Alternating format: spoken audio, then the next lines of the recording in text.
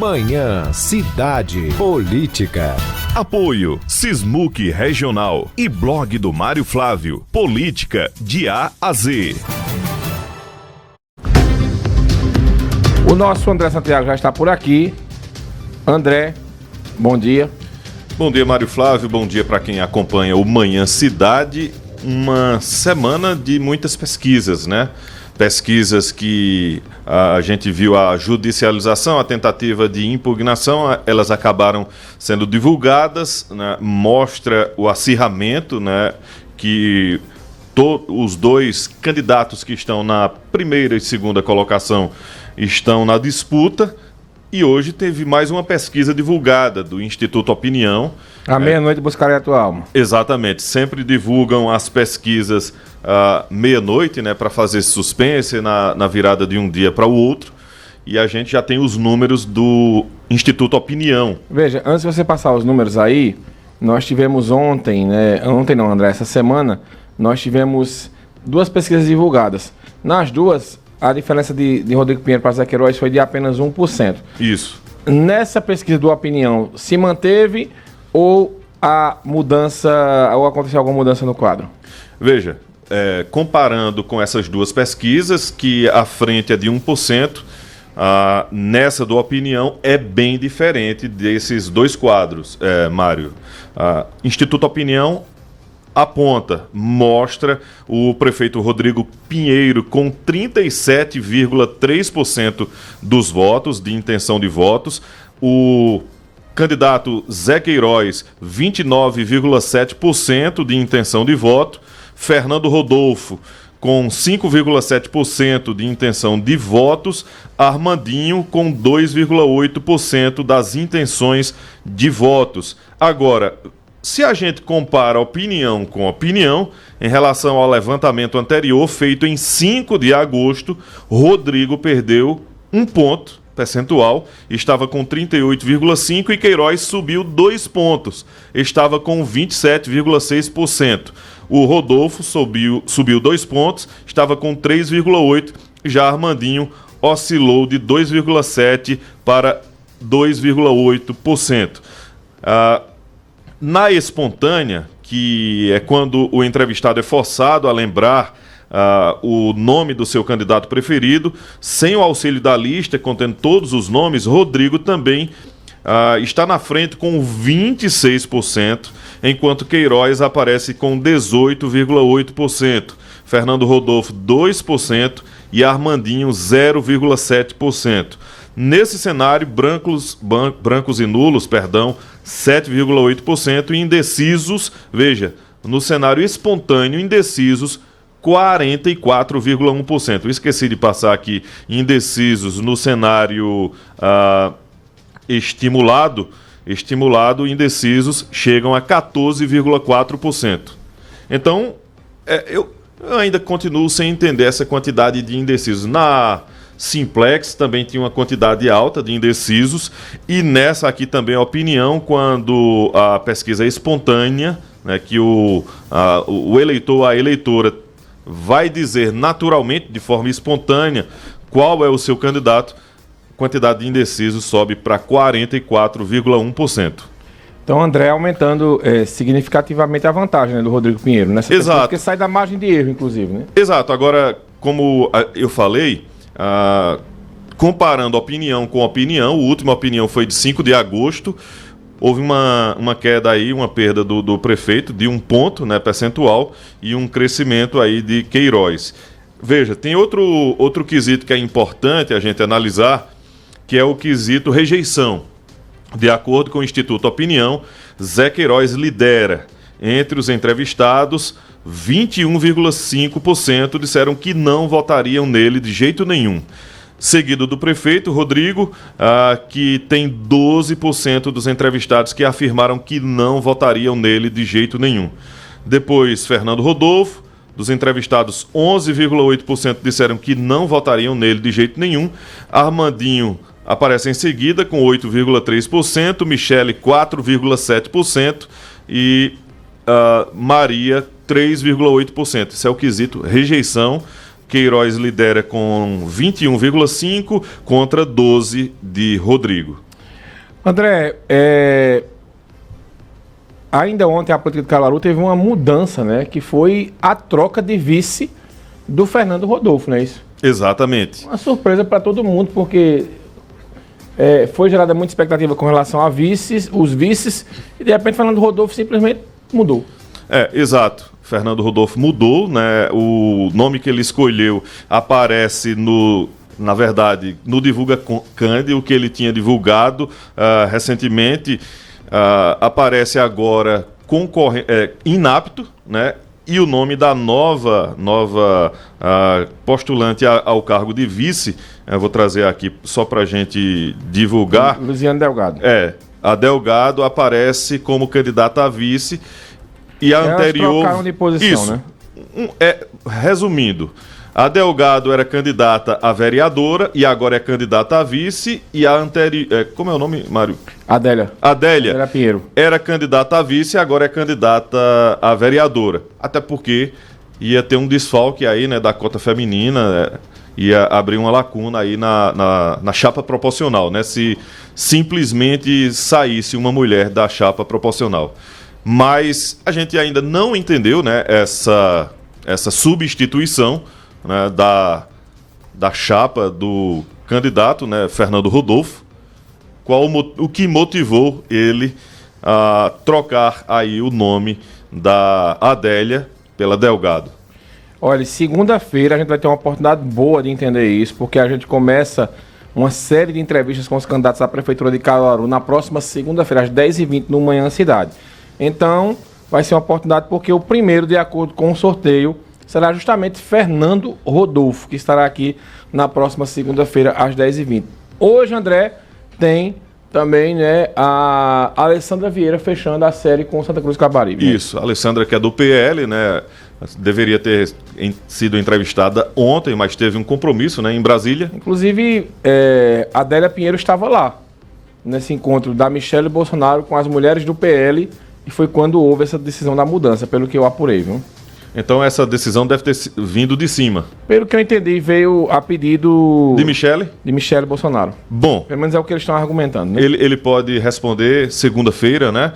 Daqui a pouco tem a candidata do PL de Santa Cruz, né? Que é a Alessandra Vieira. Mário, só para a gente trazer as informações, são importantes, né? Aqui da pesquisa Opinião, do Instituto Opinião. Ela foi a campo entre os dias 19 e 20 de agosto. Foram aplicados 600 questionários e o intervalo de confiança estimado é de 95%. A margem de erro máxima é de 4 pontos percentuais para mais ou para menos. E ela foi registrada na Justiça Eleitoral sob o protocolo PE 06480/2024. Essa é a mais recente pesquisa de intenção de votos para prefeito em Caruaru. Olha, só para a gente encerrar o assunto de pesquisa, ontem mais 2 pesquisas divulgadas. Em São Paulo, Pablo Marçal, o fenômeno Pablo Marçal, já é segundo colocado de acordo com o Datafolha. Passou o prefeito Ricardo Nunes. Impressionante, né, André? É impressionante, inclusive, essa estratégia dele, né, Mário? Agora, tem uma guerra aí, eu acho que uma guerra de narrativas, na minha opinião, porque, veja, Bolsonaro está apoiando o Nunes. O vice de Nunes foi indicação de Bolsonaro, né? O vice de Nunes, que é um coronel, se eu não me engano. Isso. Bom, eu já vi até o Carlos Bolsonaro tentando indicar apoio à Marina. A Marina que é do Marina Novo. Silva? Não, Marina do Novo. A Marina do Novo. Eu já vi também até uns elogios de Bolsonaro a Pablo Marçal, né? Que supostamente... Mas ontem a guerra foi declarada, viu? Foi declarada. Pablo Marçal cobrou 100 mil reais, né? Que tudo começou, como diz a música do Jamil e Uma Noites, tudo começou porque um Bolsonaro posta um texto e aí Pablo Marçal vai num comentário e diz, nós perdemos a eleição, enfim, nós estávamos juntos, aí Bolsonaro, nós? Interrogação, ele disse, isso mesmo, nós, aí passou tudo na cara do Bolsonaro. Dei 100 mil reais pra campanha, pedi voto pra você, devolva meus 100 mil. E baixaria, viu? Meu Deus do céu. Inclusive o seguinte... aí, bota aí na tela pra gente ler direitinho aqui pros ouvintes. Porque o povo gosta de uma fofocazinha, né? É. Confusão. E a análise que o pessoal faz é que a família Bolsonaro tem medo que o Pablo Marçal apareça como um Bolsonaro 3.0, digamos assim. O Bolsonaro do futuro, né? E ele começa a ocupar o espaço em Bolsonaro. Agora veja, Mário, 12 horas atrás, se você entrar agora no Twitter X de Pablo Marçal, você vai ver uma postagem dele lá dizendo o seguinte: pensa que lindo em 2026. Bolsonaro presidente, Tarcísio governador e Marçal prefeito. Eu acredito nisso. Tá, essa postagem 12 horas atrás na rede X, antigo Twitter. Depois da treta, dá pra entender. Ele não quer, isso é uma guerra de narrativa. Mas eu entendi. Ele não quer brigar com o Bolsonaro. Ele quer brigar, ele aceita topar. Ele passou esse negócio na cara do Bolsonaro, mas ele só passou. Meu presidente é Bolsonaro. Ele quer brigar com os filhos de Bolsonaro. Que são as figuras que são extremamente antipáticas. Viu? Assim, as pessoas gostam de Bolsonaro, mas algumas não gostam dos filhos dele. Perfeitamente. Entendeu? Perfeitamente. Então, é a análise que eu faço. Tem uns prints aí, meu amigãozão. Não, e assim, a estratégia de Marçal, né, Pablo Marçal, parece que está surtindo efeito. Há quem diga que... Agora veja, André, eu disse aqui semana passada... Quem cresceu foi ele, né? Os demais conversando, pessoal, diminuíram. Eu disse, olha, essa postura do Pablo Marçal, ela é agressiva, ela chama atenção, mas vai levar ele pro segundo turno. O pessoal diz, não, vai não, eles vai levar. O povo de São Paulo gosta dessas coisas. Sempre teve aquela guerra PSDB-PT, não foi? Olha aí, ó. O seguinte, Pablo Marçal, pra cima, capitão, como você disse, eles vão sentir saudade de nós. Aí Bolsonaro responde, nós? Um abraço. Aí depois teve a réplica, né? Do Pablo Marçal, que aí vem com um textão, ele passando na cara. Isso mesmo, presidente. Coloquei 100 mil reais na sua campanha, te ajudei com os influenciadores, te ajudei no digital, fiz você gravar mais de 800 vídeos, escrevi as core no Planalto para te ajudar, por te ajudar a entrar na lista de investigados da Polícia Federal. Se não existe nós, seja mais claro. Eu entendo sua palavra, Valdemar Costa Neto, mas a honra e a gratidão são frutos de um homem sensato. Todos os nossos desentendimentos foram justamente porque eu fui candidato a presidente e nós dois já resolvemos durante a eleição. Almoçamos esses dias e você me deu a medalha e eu continuo te respeitando. Só não iremos curvar para comunistas. Não temos acordo com o Valdemar Costa Neto. E se quiser me excluir do nós, te peço humildemente que devolva os 100 mil de que investir na sua campanha, porque a minha candidatura em São Paulo não tem dinheiro público e não colocaram aquele dinheiro para ser investigado mais uma vez, já que o Fundo Eleitoral é legalização do mensalão. Agora o senhor aí tem mais Aí depois ele declarou amor a Bolsonaro de novo, né? Depois dessa guerra aí de informações, essa guerra nas redes sociais, teve vídeo também dos filhos de Bolsonaro, de Carlos, eu acho que de Flávio, esse filho de Bolsonaro, o Eduardo, né? enfim, eu vi agora uma informação dizendo que agora é questão de honra de Bolsonaro impedir a vitória, o crescimento de Pablo Marçal. Pede não. Não impede, né, Mário? Não. É uma coisa orgânica, Para mim, a história de Pablo Marçal é uma coisa sem fim. A grande questão de Pablo Marçal, a não ser que apareça um escândalo muito grande que tire ele da... Teve uma movimentação do Ministério Público Eleitoral, provocado pela oposição, que praticamente foi o que fez Marçal crescer. Estão tentando caçar a candidatura de Pablo Marçal. Quando tentam caçar a candidatura de Pablo Marçal... ele ganha, né? Ele ganha com isso. Porque ele disse, olha aí, tá vendo? É o sistema que tá querendo me tirar. E outra coisa, os candidatos se juntaram e disseram, olha, se Pablo Marçal for para os debates, a gente não vai. Porque Pablo Marçal está num partido, André, que não é obrigado a chamar para os debates. Veja, quais são os critérios para você chamar para um debate?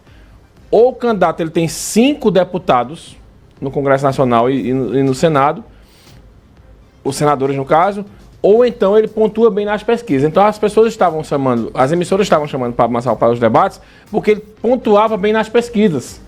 E aí o que é que os candidatos estão dizendo? Continua pontuando bem, né? E agora é que dá mesmo. E agora o que é que os candidatos estão dizendo? Olha, com esse aí a gente não vai, porque ele não é obrigado a chamar ele. Mas como é que você vai deixar fora do debate um cara que tem 21%? Quem já está em segundo? Já está em segundo colocado. Se gosta ou não do temperamento dele... Da estratégia dele? A estratégia dele, olha, eu já estou vendo, André. Eu já estou vendo o que é que ele vai fazer. Veja. O próximo debate lá em São Paulo, ele ir para a porta da emissora e ficar lá fazendo zoada. Aí vai chamar mais a atenção do que ele vai debatendo. Inclusive no primeiro debate, né, foi o primeiro debate do país, né, nas eleições de 2024, ele foi o assunto mais pesquisado, né, da noite, o candidato mais pesquisado, né? O curioso é que o debate, quando começa, o candidato mais pesquisado era o prefeito Ricardo Nunes. Isso aí, porque a Band tem uma sala Google lá com as informações. Né? No final do debate, o candidato mais pesquisado, disparado, tem sido Pablo Marçal. Exato. Porque ele consegue engajar. E veja, eu vou mais além. Se a gente tivesse um Pablo Marçal aqui em Caruaru, não tinha esse 5% de Fernando Rodolfo, não, viu? Você tinha acha muito mais. Você não acha tô falando que... do perfil do Pablo Marçal. Porque ele já chegou daquele jeito, né? Com aquele proporcionamento. Não adianta querer inventar agora... Vestir agora, né? Agora aquela roupa ali, porque talvez não funcione. Eu acho que não funciona, até porque, né, são eleições diferentes. Mas eu acho que ele vai servir de espelho, de modelo para o restante do país. É isso que eu ia perguntar agora. Eu acho que muita gente vai adotar a estratégia Pablo Marçal. Porque ele já é um modelo de Bolsonaro já modernizado, né?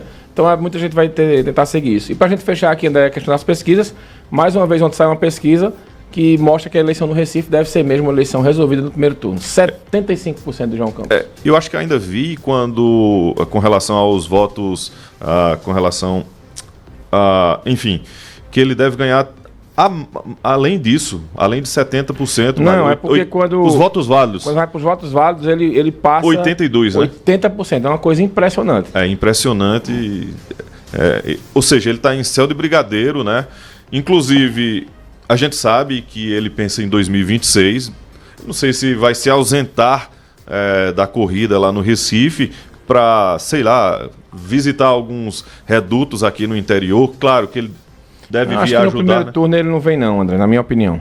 No segundo turno, né, Mário? Segundo turno, se for confirmado mesmo, aí sim, ele deve marcar presença aqui em Caruaru. Né, que é a cidade que vai ser a principal eleição do estado, na minha opinião. Porque se Recife resolve no primeiro turno, Petrolina deve resolver no primeiro turno, Garanhuns a situação está praticamente resolvida, né, de acordo com as pesquisas. Aí você vai, talvez tenha segundo turno cidades menores, em Jaboatão, em Caruaru. Então aí esse pessoal vai ter uma atenção diferenciada, principalmente em Caruaru, por ser a terra da governadora Raquel. Falar em Caruaru, falar em governadora Raquel, tem agenda hoje, né? Daqui a pouco ela estará aqui na cidade e a nossa equipe vai lá cobrir a visita da governadora. Será que é mais uma agenda para aparecer ao lado do candidato dela aqui? Não pode. Não pode. Não pode porque período eleitoral... Essa é uma agenda de Raquel com os secretários, né? O Rodrigo Pinheiro não pode aparecer nessa agenda não, senão ele cria um problema para ele e para a própria governadora. Tem razão, tem a lei eleitoral, mas de qualquer forma ela vindo cidade... aqui chama atenção, né? Chama atenção, né? Antes dessa restrição do período da campanha, ela veio mais de 6 vezes aqui em Caruaru, né? Isso mesmo. Muito bem, beleza, vamos André? Aguardar mais pesquisas, né, Mário? E mais novidades, né? Quem sabe... Olha, a gente não esperava essa mudança de vice, que eu esqueça, viu? Atenção, você que quer candidato a vereador, você que gosta de fazer conta, amanhã, 10 da manhã,